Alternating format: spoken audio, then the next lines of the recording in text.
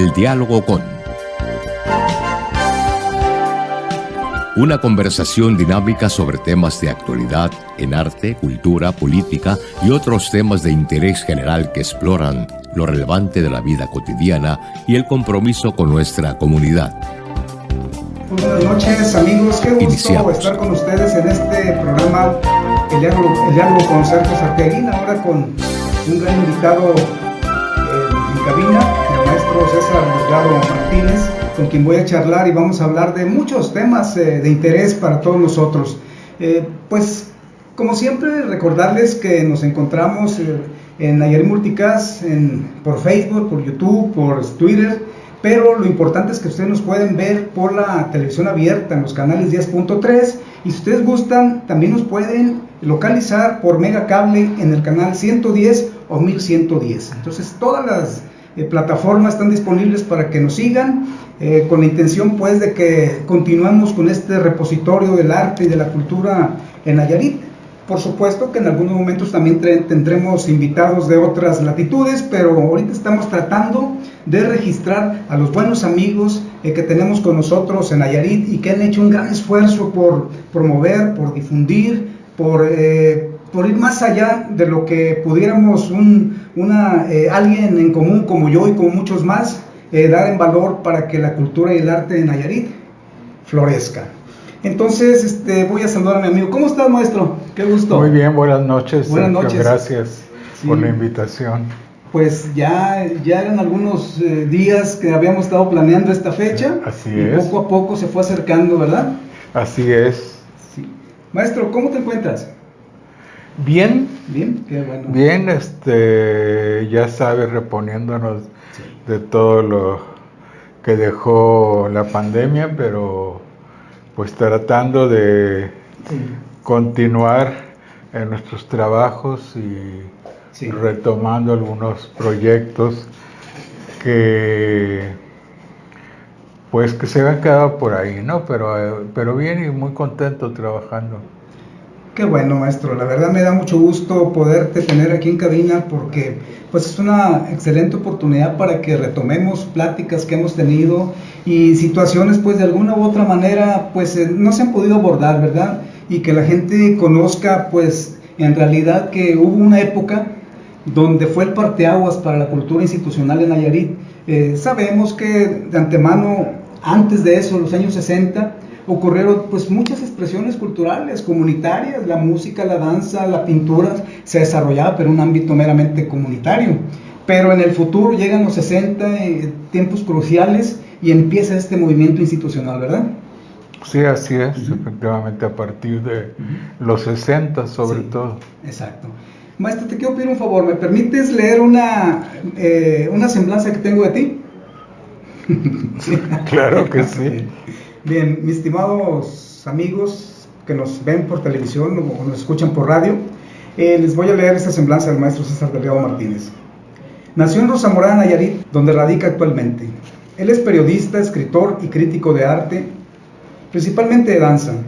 Es investigador de estas manifestaciones artísticas en el Instituto Nacional de Bellas Artes y Literatura, el INBAL, de la Ciudad de México. Estudió en el Centro Normal Regional de Ciudad Guzmán, Jalisco.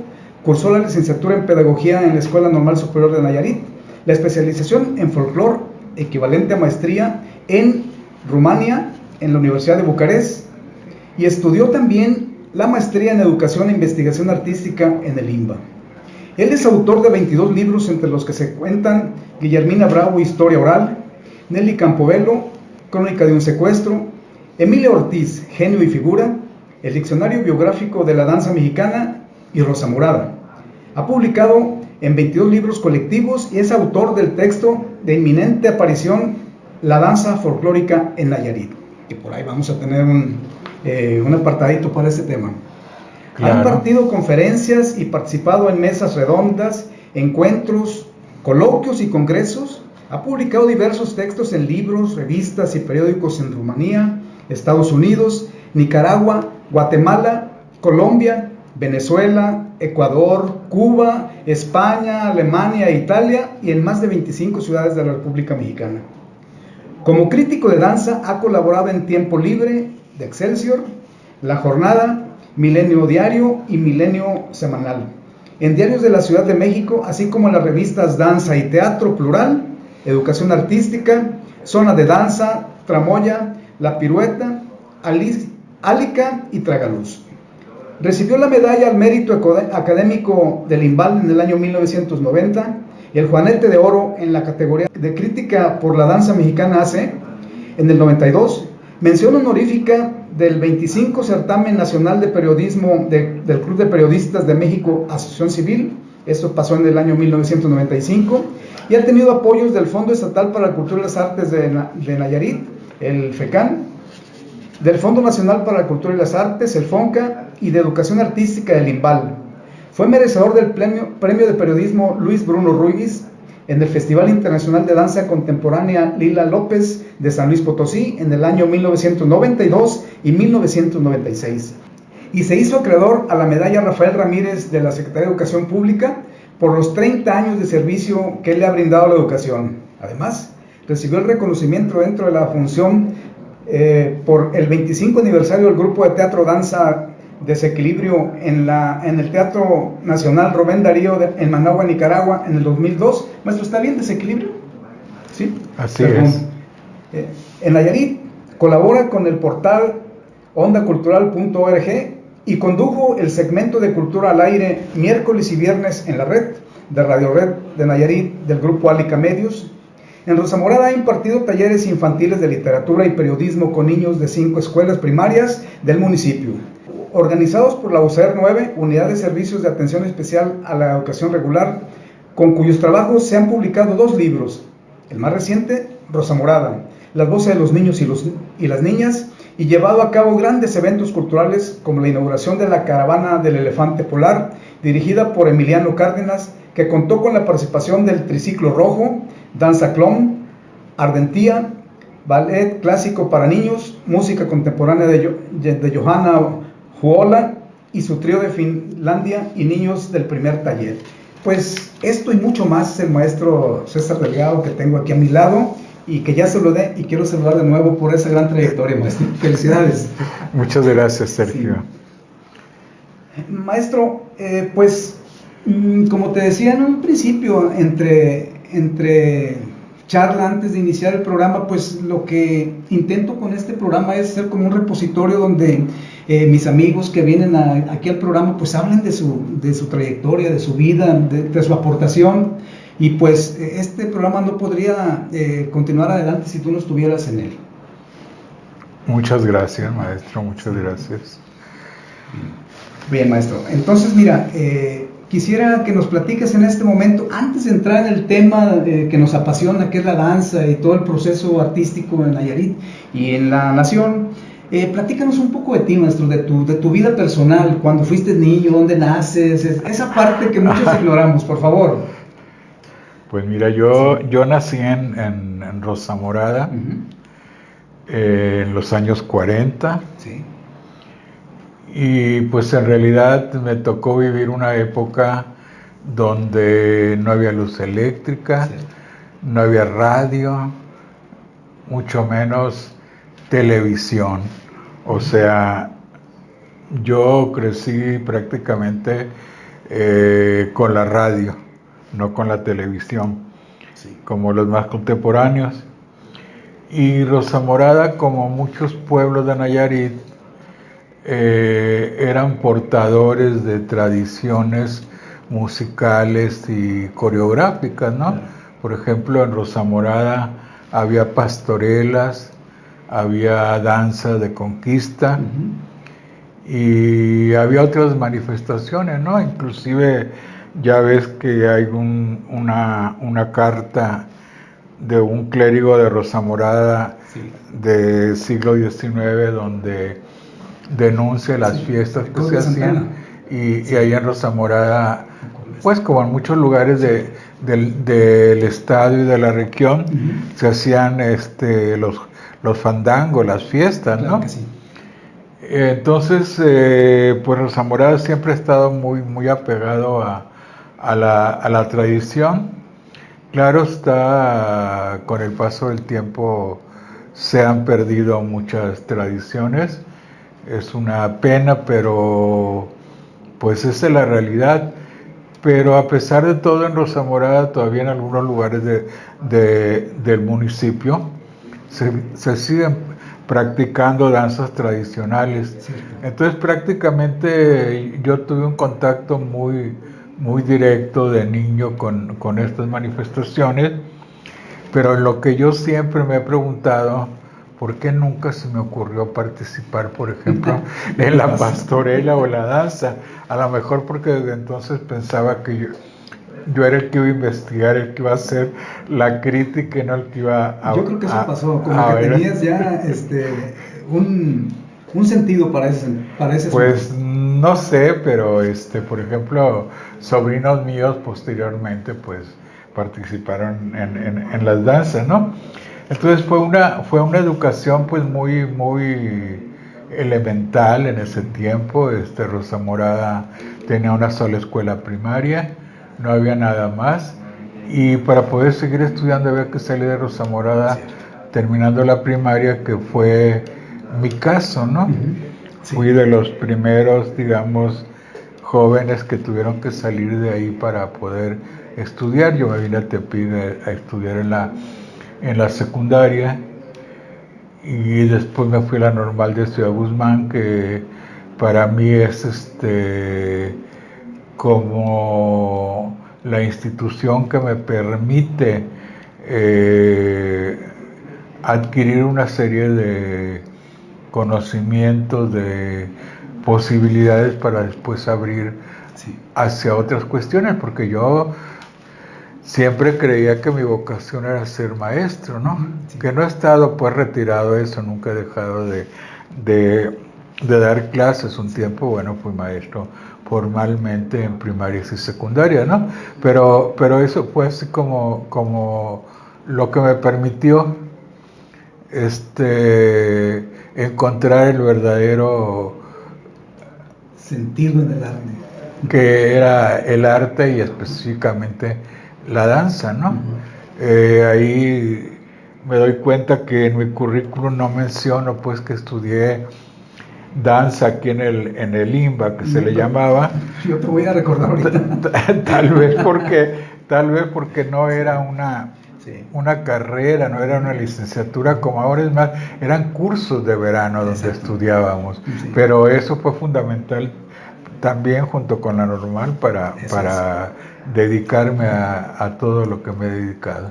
De acuerdo, maestro. Entonces tú tienes tu niñez hasta la primaria en Rosa Morada, y de ahí sales buscando tus sueños o persiguiendo tus ideales para Ciudad Guzmán, ¿verdad?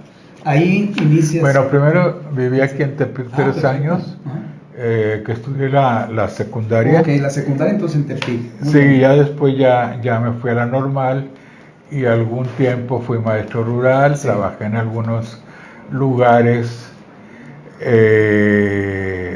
hasta que llegué, digamos, en algunos lugares de Nayarit, inclusive de Jalisco, hasta que llegué a Puerto Vallarta en los 70, que fue cuando más o menos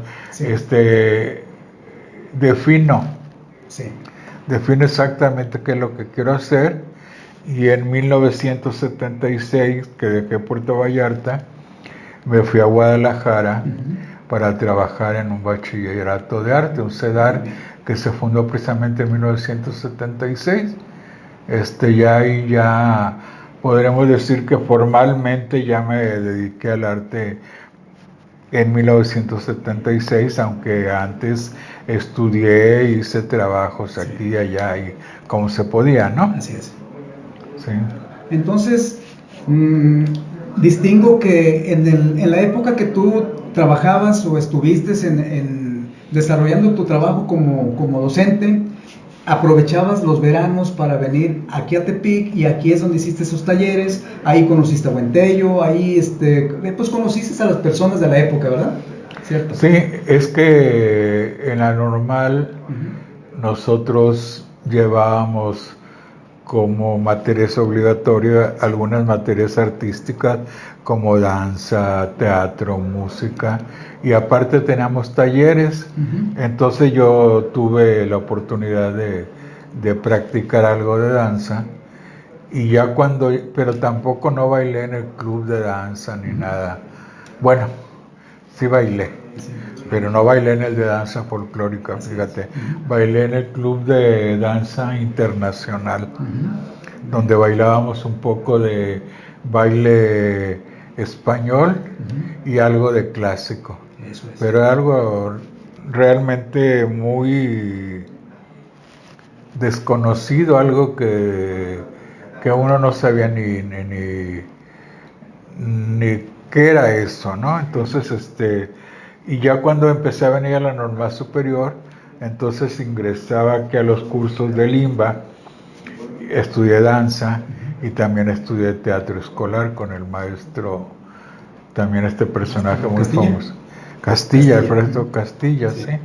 Y ya en danza, bueno, con el maestro Jaime Buentello y sobre todo y con la maestra Socorro Sánchez Vázquez, que daba pocas clases porque como era la directora de todo ahí, siempre estaba ocupada. Sí, fíjate que leí en uno de tus libros, pues, de que después de tus clases que tenían acá por Hidalgo, donde estaba la escuela en aquella época, pues tenías conversaciones junto con otros maestros, con el maestro Jaime Buentello, y ahí nace de alguna manera esa cercanía entre tú y él, ¿no? Tuvieron cierta amistad. Si tú quieres temporal, porque eran los veranos, pero ahí está vigente. Sí, los cursos eran 2 horas diarias, ¿no? Sí. Podía ser en la mañana de 6 a 8 de la mañana o en la tarde de 6 a 8. Según como tuviéramos las clases en la normal superior, nos inscribíamos en el horario, digamos, conveniente. Y un tiempo en que íbamos a clases de danza de 6 a 8 con el maestro Buentello, casi siempre después de la que terminaba la clase nos quedábamos ahí sentados a la entrada de la escuela, a la entrada de Limba, y nos poníamos a platicar un sinfín de cosas, ¿no? Sí. No me preguntes de qué porque no me acuerdo y además pues como dice la Lucha Villa, no pregunten porque por Dios que no me acuerdo. Si hubiéramos sabido pues que había después que hacer la historia de todo esto, pues desde ahí hubiera sacado mi libreta y hubiera empezado a anotar y a tomar muchas fotos. Creo que ni cámaras fotográficas había, ¿no? En ese tiempo. A lo mejor sí, no, pero no era de fácil acceso, ¿verdad? No. Claro. No era muy fácil. Qué interesante, maestro, toda esa parte de tu vida estudiantil, le vamos a llamar, aunque tú ya pues eras un hombre, pues un académico que estabas ejerciendo ya tu carrera. Y me imagino que no quedaste ahí, porque yo leo en tu semblanza, pues, de que estás estudiando una carrera en Ciudad Guzmán, después haces una maestría fuera del país y después vuelves y haces otra maestría en Bellas Artes. ¿Cómo fue para ti, maestro? Tú y yo somos de pueblo, yo soy de San Blas, tú eres de Rosa Morada, pues es algo similar. ¿Cómo fue para ti ese transfer de esta vida de pueblo que nosotros tuvimos cuando niños y después encontrarte en esas ciudades cosmopolitas, como es el caso de este país, ¿no? En Rumanía. Pues lo que pasa es que todo fue como un proceso, todo fue así como una serie de pasos que tuve que dar, muchas veces sin proponérmelo, ¿no? Por ejemplo, cuando estudiábamos en el IMBA aquí en Tepic, era porque nosotros queríamos aprender bailes para luego enseñarlos en nuestras escuelas. Sí. Entonces era un gran éxito esos cursos para los maestros, ¿no? Y posteriormente, bueno, te digo, tuve la oportunidad de empezar a trabajar en IMBA, en el bachillerato de arte, pero fue cuando, para la fundación de ese bachillerato de arte, antes nos impartieron un curso en México, en el Conservatorio Nacional de Música, que duró un mes y medio. Entonces ya era como más tendiente hacia la formalidad, porque ya nos empezaron pues a enseñar y a entrenar y a todo en la cuestión de danza y de la pedagogía, ¿no?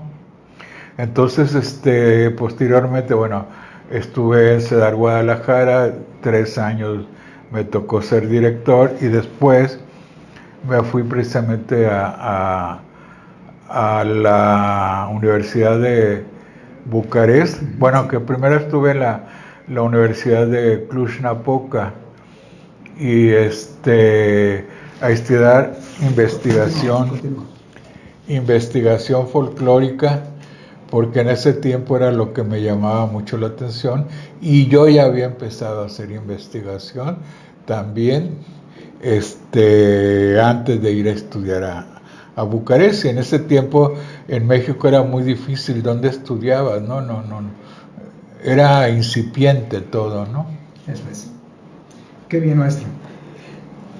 La verdad que sí a mí sí me resulta pues impactante tu trayectoria, porque incluso yo les digo a mis alumnos, ¿no? Referencias del arte y la cultura de Nayarit, en especial, en particular de la danza, hay que leer al maestro César Delgado, ¿sí? Ellos tienen por consigna ello, y después, pues naturalmente aplicar el método científico, hay que ir a la comunidad, hay que comparar cosas, pero la verdad que eres un referente. Maestro, yo quisiera que tocaras el tema en el sentido, pues, en el siguiente sentido, mejor dicho. Yo siempre he dicho, y coincido contigo porque te he leído así, que los años 60 fueron ese parteaguas en la cultura en Nayarit, en el arte. Y me gustaría escuchar ese tema de ti, por favor. Bueno, mira, yo creo que a nivel mundial en los 60 se dan grandes cambios, sí, ¿no? Claro. Y en el país también.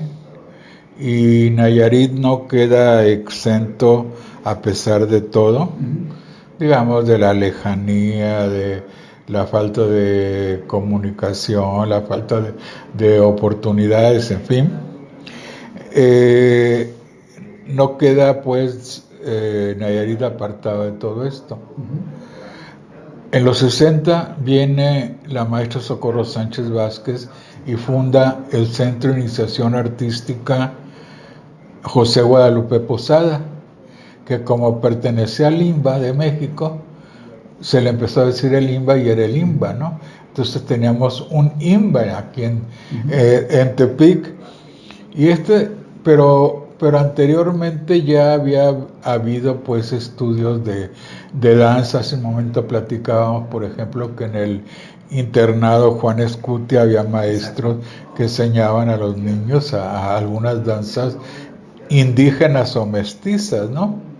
Y estos maestros no eran de Nayarit, ¿verdad? Venían de fuera con las misiones culturales. Yo creo que sí, venían de fuera, ¿no? Exacto. Porque inclusive Socorro, que puede ser, pues es una de las que... Sí, como el referente, ¿verdad? Sí, vino de la Ciudad de México, ¿no? Sí. Y ella empezó a poner en práctica aquí una serie de cuestiones en las que ella había estudiado en México y que ella había conocido. Por ejemplo, en aquel tiempo en México empezaron a proliferar los cursos de verano también, que era lo que alimentaba a los pues maestros y estudiantes de arte de todo el país que quisieran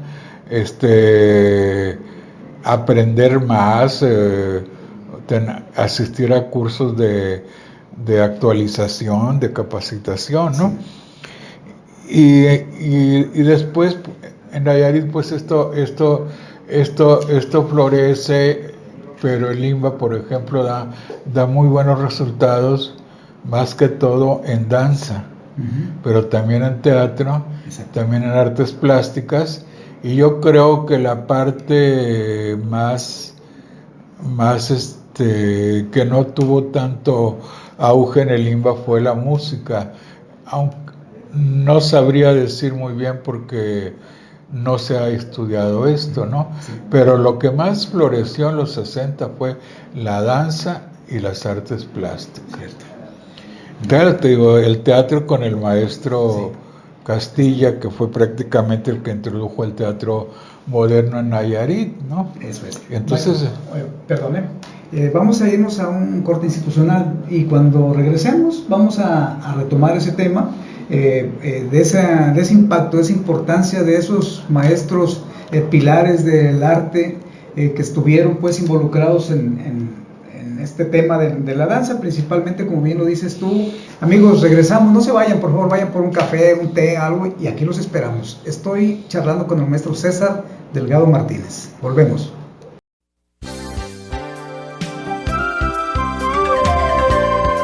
El diálogo con una conversación dinámica sobre temas de actualidad en arte, cultura, política y otros temas de interés general que exploran lo relevante de la vida cotidiana y el compromiso con nuestra comunidad.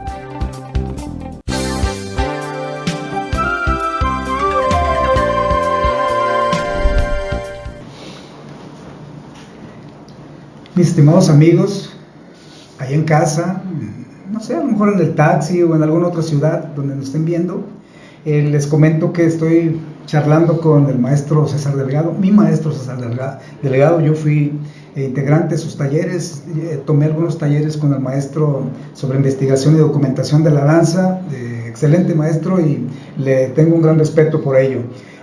Maestro, retomando la charla, estabas platicándonos pues de que la danza y las artes plásticas, ¿verdad? Fueron las que detonaron mayormente, ¿verdad? O las artes visuales. A ver, maestro. Pues eran lo que se llamaba artes plásticas, principalmente la pintura, ¿no? La pintura, y creo que fue porque salieron pues muy buenos pintores de ahí, ¿verdad? De Limba. La maestra Socorro procuraba traer maestros de otros lados porque aquí no había. Algunos venían directamente de la Ciudad de México y otros de Guadalajara. Por ejemplo, en el caso de Guadalajara, trajo a un maestro que se llamaba o se llama, no sé, Armando Partida, no sé si has oído hablar de él. Sí, he escuchado. Que era un gran bailador de sones de Jalisco, y ella lo trajo que les diera clases aquí, y creo que hasta les asesoró, yo creo que alguna apuesta, algún repertorio que montó la maestra Socorro. Sí. Pero sí, los maestros, había pues esa preocupación, y como era el Limba, entonces era importante, ¿no? Muy bien. Maestro, ¿y cómo se da el hecho de que Limba, este centro de iniciación artística, se va de Tepic? ¿Qué ocurrió? Pues mira, no es muy claro. Socorro dice que la llamaron las autoridades de Limba y le pidieron que se fuera a fundar un centro a Culiacán, por intereses políticos, y que pues no le quedó otra más que irse, cerrar aquí, irse, y bueno, ella contaba que cuando iban a Culiacán, ella con sus hijos, cuando pasaron por Mazatlán, los hijos dijeron: aquí nos queremos quedar, y aquí nos queremos quedar, y ahí se quedó la maestra Socorro hasta que se jubiló, ¿no? Ahí abrió su escuela, ¿verdad? Sí, o sea, la escuela de aquí la pasaron para allá, claro, con otro nombre, ya se llamó Ángela Peralta, ¿no? No, sí. Fíjate nomás, el hecho, ¿no? Ella trae la escuela y ella, pues prácticamente era vamos, entre comillas, de su propiedad, porque le fue asignada esa clave de la escuela desde la Ciudad de México, ¿verdad? Pero yo creo que más que ella, eran las autoridades de allá, ¿no? Como, ya ves cómo son los políticos, los altos jefes que determinan una cosa, y más en aquel tiempo, ¿no? Inclusive, Socorro decía que que pues que ella tuvo que ver pues cuál era la situación en la que se encontraba y que tuvo que tomar pues una decisión que no le fue muy fácil, ¿no? Porque ella estaba muy contenta aquí, le iba muy bien, pero lo extraordinario del caso es que los muchachos del grupo Nayar, que fundó Socorro, se organizaron y la escuela siguió funcionando bajo los auspicios del gobierno del estado, ¿no? El gobernador era Alejandro Gascón Mercado y nombraron a una de las jovencitas. Julián Gascón Mercado. Julián. Sí. Maestro, entonces nos queda bastante claro pues de que la maestra Socorro es quien detona todos estos procesos y que de alguna manera es la punta de lanza en todo aquello. De esa época, refiriéndonos aún en la danza, surgen dos corrientes dancísticas que hoy prevalecen. Las dos igual de extraordinarias y de importantes, cada una pues con su trabajo bien definido y una trayectoria muy extensa, ¿verdad? Que han construido o al menos han contribuido para el enriquecimiento del patrimonio de Nayarit. ¿Qué opinión tienes de esas dos corrientes? O sea, la corriente que nace en Bellas Artes, que aquí se le conoce como la Casa de la Cultura posteriormente, y después la que inicia Buen Tello, que también nace de ahí, porque yo digo que la maestra Socorro es el parteaguas, es como la Y de donde parten dos caminos, ¿no? Entonces, le reconozco yo eso a la maestra Socorro. ¿Cuál es tu opinión en el sentido, pues, de estas dos corrientes? Bueno, como tú bien dices, las dos son iguales de valiosas. Eso tiene que ver con la concepción que tienen los creadores de lo que es el espectáculo, claro, con sus propias ideas, con lo que ellos quieren hacer. Entonces, podríamos decir que la corriente de Bellas Artes, que es sobre todo con Zoila Nava y con Ángel Andrade, sí, es más apegada a la tradición que la del maestro Buen Tello. El maestro Buen Tello, bueno, pues tú estuviste ahí muchos años, claro, tendía mucho hacia lo espectacular sin menosprecio de nada, ¿no? O sea, mientras que la otra corriente consideraba pues que era más mejor o original. Ahí es donde estuvo un tiempo de problema en que se peleaba la gente por la originalidad, cuál era lo válido y cuál era lo válido. Entonces, con todos estos años de investigación y de estudio, pues ya queda muy claro, no hay ninguna duda, que todas las danzas tradicionales, al sacarlas de su contexto original, cambian. Por supuesto. Entonces no le puedes pedir a ningún coreógrafo, ningún maestro que siga repitiendo la misma danza. Que sea original cuando no va a poder. No va a poder, porque una es en la fiesta tradicional, en el atrio de una iglesia, la otra es en el teatro o en el salón de clases, pues para aprenderla, para ensayarla. No puede ser lo mismo, ¿no? Claro. A mí sí me llama la atención. Parece ser que hoy en día todavía hay esa inquietud, de que mi maestro sí enseña lo original y lo otro no es lo original, pero ¿quién va a determinar cuál es valioso y cuál no? O sea, depende más que nada del enfoque que quiera darle el maestro, de su manera de ser, de su creatividad, porque eso tiene y del criterio del estudiante, ¿no? Porque ya después él decide cómo hacer su trabajo, porque es claro pues que las dos líneas folclóricas que existen en cualquier lugar, no más en Nayarit, o sea, se dan esos fenómenos, ¿verdad? Cualquiera de estas líneas son, como ya dijimos, son válidas, son aceptables, es el gusto por desarrollar la danza, en su máximo esplendor, y cuando lo haces de manera tradicional, de todos modos, estás transformando, y cuando lo haces como espectáculo, pues también lo estás haciendo. Entonces yo creo que pues no pasa nada, al menos nosotros lo sabemos así. Y te quiero comentar, maestro, que los que somos integrantes de estas dos líneas dancísticas, nunca hemos tenido ninguna complicación. ¿Sabes en dónde se daban estos debates, este asunto? Ajá. Afuera.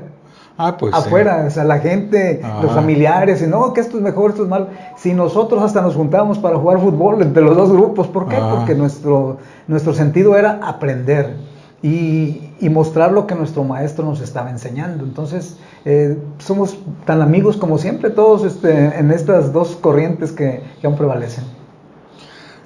Sí, y luego viene pues la parte también de que se empiezan a hacer los concursos nacionales de danza en México, algo muy importante, y el grupo Nayar tuvo al principio una buena participación, ganaron algunos premios, ¿no? Y esto también por ejemplo, recuerdo que de los primeros, o sea, en esta época, los 60, no se sabía que en Nayarit hubiera folclore, no se sabía que se bailaban los sones mestizos a nivel nacional. ¿Y qué sucede? Que mientras que Zoila principalmente lleva su versión de lo que es la danza de Nayarit a la Academia de Danza Mexicana, es decir, a la parte oficial, porque a Zoila y a Ángel los protegió la esposa del presidente de la República, ¿no? María Esther Zuno de Echeverría. Pero el maestro Buentello en esa misma época lleva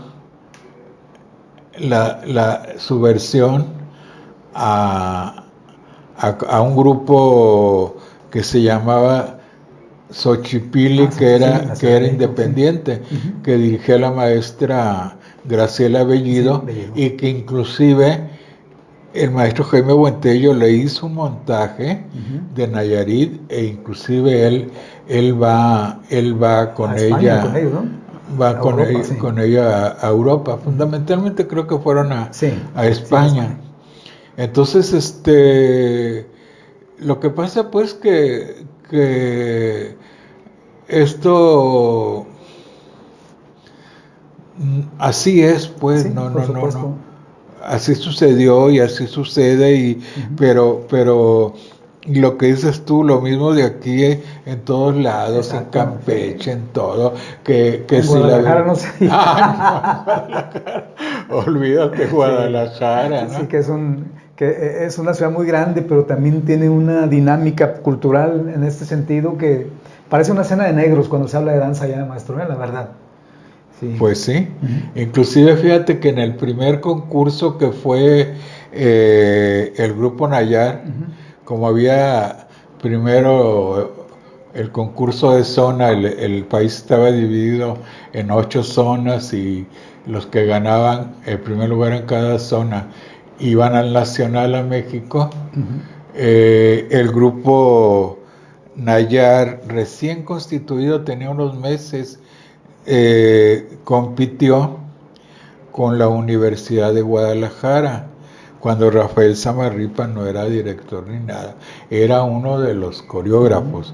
Y bueno, lo que pasa es que también los premios eran muy extraños, porque, por ejemplo, el grupo Nayar sacó primer lugar en coreografía, pero en coreografía.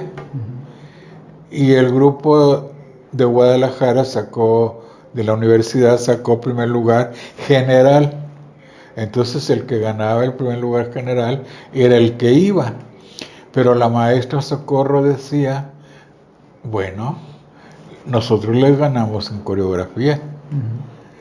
Claro, aunque no les ganaron, yo no sé qué criterios seguían para uno y para otro, ¿no? Era muy extraño esa manera de calificar, pero así se calificaba y desde ahí pues el grupo se empezó a ver, ¿no?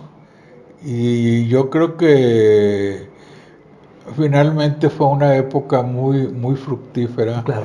muy importante, que pues después se ha desarrollado de una manera, irregular, ¿no? Sí. Hay veces que eso está bien, hay veces que eso no está bien, y bueno, Sí. esto sigue. Así es. Sí, tienes razón. En esta época que tú comentas, donde el grupo Nayar logra este importante triunfo, también de manera paralela en Acapulco, Buentello con el ballet Matatipac del IMSS, también gana un premio nacional, gana otro en la Ciudad de México. O sea, como que el éxito de ambas corrientes, como que ya estaban ellos marcados para hacer un buen papel por Nayarit. Y bueno, eso, la verdad que a mí me da mucho gusto que la danza Claro. se haya desarrollado así y que estas dos líneas artísticas hayan salido adelante y ahora ahí están, ¿no? O sea, naturalmente con el Nayarit o con el México contemporáneo, pues los trabajos que se hicieron hace 40 años, pues naturalmente que no van a prevalecer igual, pero algo hay de rescatable en esto. Claro que sí. Sí. Maestro, entonces vamos a darle un pequeño giro a la plática. Tú tienes 20 hijos, maestro. 22. 22 hijos.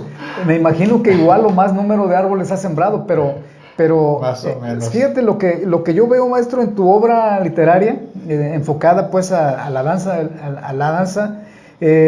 a la investigación, todo lo que has hecho. Distingo que hay personajes muy particulares a los que tú has conducido tu pluma. Distingo, por ejemplo, a Nelly Campobello, distingo a distintos personajes, sí, y quisiera, si tú de esos 22 libros que has escrito, que son muchísimos, maestro, la verdad, felicidades, si tú Gracias. pudieras decir, los voy a apartar y voy a escoger 3 libros, porque estos libros para mí se tienen un lugar especial, ¿podrías hacer este ejercicio? No podría. Cada uno tiene un valor. Sí. Cada uno tiene un valor y no podría. Para mí todos son iguales. Por eso decía yo que son tus hijos. No, pues sí, no puedo decir que, sí. claro, unos son más buenos que otros, ¿verdad? No, todos son... Pero para los padres no hay hijos malos. Exacto. Todos son buenos, Sí. entonces Aunque todos unos los se porten más libros mal que son otros, buenos. pero son Todos buenos. los libros son buenos. Sí. Bien, a mí me llama, me recuerdo pues que cuando estuve en clase contigo, estudiando hace tiempo, nos hablabas pues de personajes muy importantes como esta bailarina que secuestraron, ¿sí? Era Nelly, ¿verdad? Nelly Sí, Campobello. y es una historia, maestro, eso es de película, la verdad, lo que ocurrió, ¿verdad? Exactamente, es de ¿Por qué me película. platicas un poco a mi público de este tema? Bueno, lo que pasa es que Nelly Campobello, después de haber hecho una carrera muy importante dentro de la danza, más de 40 años dirigiendo la Escuela Nacional de Danza, que de hecho es la primera escuela. Hubo una antes que se llamó de plástica dinámica, pero duró un año nada más. Después vino la Escuela Nacional de Danza y haber escrito varios libros sobre la revolución, de repente la maestra, pues por cuestiones de edad y enferma, desaparece, ¿no? Y hay toda una historia atrás de esto, de una exalumna de ella y el marido de ella, que fueron y se metieron en su casa, bueno, en su vida, y se adueñaron prácticamente de su voluntad. Ella no se puede defender, y luego también se adueñaron de la escuela, ¿no? Tuvo que intervenir el INBA y la policía, no sé qué, porque estas gentes se habían atrincherado, digamos, en la escuela con perros y no sé qué, ¿no? Entonces, durante 15 años tuvieron oculta la muerte de Nelly. Fue hasta como el 98, yo creo, que se volvió a buscarla, y después de todas unas investigaciones que hizo la Comisión Estatal, la Comisión de Derechos Humanos del Distrito Federal en aquel tiempo, se descubrió que Nelly ya había muerto, ¿no? Entonces era imposible pues que Nelly viviera, porque Nelly había nacido en 1900. Pero Nelly es un gran personaje, te digo, no tan solo en la danza, sino también en la Revolución Mexicana, la única escritora de la Revolución Mexicana. Le tocó de niña conocer en Parral, en Chihuahua, aunque ellos eran de Villocampo, Durango, le tocó conocer parte de los revolucionarios y todo.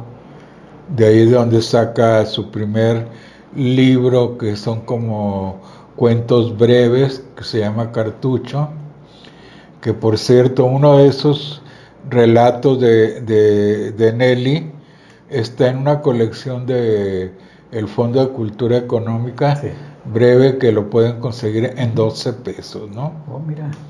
Sí, y todo un personaje, ¿no? Y bueno. Sí, no, pues a mí siempre me ha interesado, me ha impactado esa historia que tú platicas muy bien, y pues habla pues de todas esas vicisitudes que ocurrieron con este personaje tan importante para la vida dancística del país, ¿verdad? Y bueno, entonces, maestro, el último libro que escribiste, que por cierto por ahí lo traes, sácalo para que platiquemos de él, maestro. No lo traes aquí. ¿Dónde se quedó? Para que no me lo vayan a... Bueno, sí. Se llama Danzar en Nayarit. Danzar en Nayarit. Es una parte de investigación que yo hice para Limba, que se iba a llamar la danza folclórica en Nayarit, algo así. Pero por cuestiones de estructura del libro y todo, lo reduje y publiqué ese breve libro, donde se dan los antecedentes de cómo surge la danza folclórica en Nayarit, casi hasta nuestros días, porque el libro lo terminé como en el 2017. ¿Cuándo fue el aniversario de los 100 años de Nayarit? El 2017, ¿no? Sí. Y no se pudo publicar hasta unos años después. Pero entonces los últimos acontecimientos de la danza folclórica no alcanzan a aparecer ahí, ¿no? Sí. Tendremos que hacerle una adenda al libro, o en otro hablar de eso. Pero también habla de la etapa anterior, que te decía yo, de los internados, cuando el internado Juan Escutia, de aquí de Tepic, a esa escuela les decían los hijos del ejército. Sí. Era con los que amenazaban los papás a los hijos, que si se portaban mal, los iban a mandar a los hijos del ejército. No, nadie sabía que, nadie había estado, pero tenían miedo a los hijos del ejército, ¿no? Y fíjate que fue una experiencia muy interesante. Estamos hablando de los años 50, porque los niños bailaban, los maestros investigaban, traían los informantes y músicos danzantes de sus comunidades, y se hacía un trabajo muy grupal, muy comunitario en todo esto del montaje de la danza, la elaboración del vestuario, todo este tipo de cuestiones. Y luego iban a un concurso nacional. Uno de los problemas que se dieron es que los internados no eran mixtos, o eran de niñas o eran de niños. Entonces había lugares donde a las niñas las vestían de niños y a los niños los vestían de niñas, ¿no? Sí. Pero aquí, en el libro que se publicó sobre todos esos concursos, Nayarit en realidad bailaban puras danzas de varones. Te decía arcos de Pantanal y de los coras la urraca y no me acuerdo cuál otra. Entonces desde esa época ya hablo, inclusive desde antes, ¿no? Como un antecedente, porque inclusive la misma Socorro en los 60 enseñó una danza que le enseñó el maestro de ahí, una danza que creo que se llama, le dicen Dan Mariteca, que la maestra Socorro se equivocó, ¿sí sabes, no? Pues me imagino que sí. ¿No, que sí sabes? No, pero sí me imagino por el nombre, ¿eh? Dan Mariteca, pero se supone que, no estoy muy seguro, ya voy a hacer más grande esto, pero se supone que es una danza cora, y ella la montó con música huichola. Sí, pues en unas imágenes que hay están las niñas vestidas de huicholas con un ojo de Dios. Y bailando la Dan Mariteca, danza cora. Sí. E inclusive así se quedó, ¿no? La otra vez el ballet Mezcaltitán la iba a remontar. Me dijeron, ¿es válido? Pues sí, es válido, porque no va a ser. Ya la maestra hizo esa revoltura, ya que le hizo a la maestra, ¿no? Maestro, pues fíjate que lamentablemente el tiempo nos ganó. Quisiera que por favor te despidas muy brevemente, porque vamos a volver en otra fecha, nos vamos a poner de acuerdo, unos 30 segundos, maestro, por favor. ¿Que haga qué? Que si te despides en 30 segundos, porque ya nos vamos, maestro. Ya se bueno, hasta luego, muchas gracias, Sergio. Me parece extraordinario este trabajo que estás haciendo por la memoria que se está generando y que es muy importante en nuestro estado. Muchas gracias. Gracias a ti, maestro, por estar con nosotros, ¿sí? Vamos a volver en otro programa. Amigos míos, se terminó el diálogo con Sergio Sarteaguín y el maestro César Delgado. Lo esperamos la próxima semana a esta hora, 9 de la noche, el lunes, con un nuevo tema, con otro invitado. Sean felices, pásenla bonito y nos vemos pronto. Gracias. Buenas noches.